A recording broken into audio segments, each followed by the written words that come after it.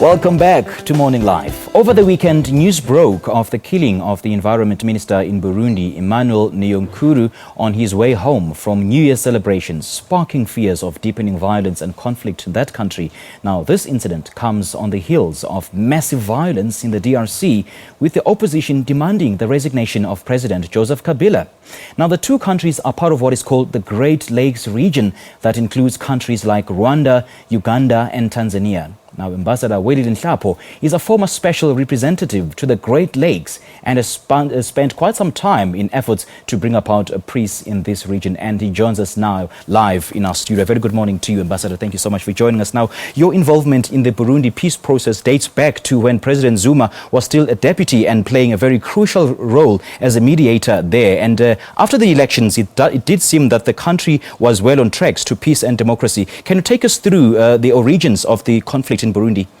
No, it actually dates back to 1996, beginning with Mwalimu Nyerere, whom I was supporting as special envoy of President Mandela, and then following up with President Mandela himself after the demise of Mwalimu Nyerere, at the request of Burundi, and then, of course, Deputy President then, Jacob Zuma, who had to deal with the outstanding issues of bringing in some of the armed groups into the peace process. Right. Now, of course, the origins of the problem, it's got a very long, bitter history, Burundi. You just have to look at the calendar every year. They are marking assassinations of leaders. Those are the major holidays. It tells you the trauma that that country has gone through. Several coups that had taken place. And of course, in 1993, there was an election that took place, and there was a democratically elected president who was murdered also. 3 months into office together with some of his cabinet. And that sparked a very serious conflict, which took an ethnic dimension, because the predominant ethnic group within the military, which was responsible for the coup, were Tutsis. And of course, there was a massive response on the part of the Hutus, who had elected the president, the Hutu president, for the first time, when they had those democratic elections, which were then, of course, since then there have been wars that followed, civil war that followed, which then was brokered by Mwalimu Nyerere and finished by President Mandela with the signing of the Arusha peace agreement. Okay, let's move on to the DRC now. The DRC opposition has agreed to let President Kabila stay on until next year. But then, Mr. Nhlapo, in the deadly violence that last week that led to these truce, some analysts have been asking the question, can another civil war be avoided? What are your thoughts on this? Well, I think the very reason that you had this process is taking place of trying to find a peaceful agreement to what would be certainly the beginning of a very serious bloodbath, the hallmarks of which were beginning to manifest themselves. There had to be interventions to try and stop that bloodletting.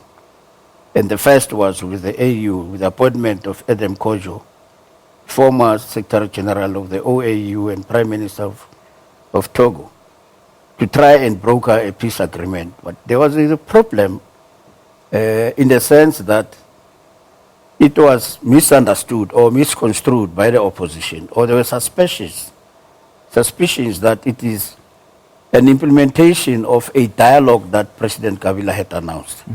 So some of them stayed away. And then opposition parties that are part of government participated in those processes, and there was an agreement that it can then stay on until 2018. But the latest agreement only allows him up to 2017,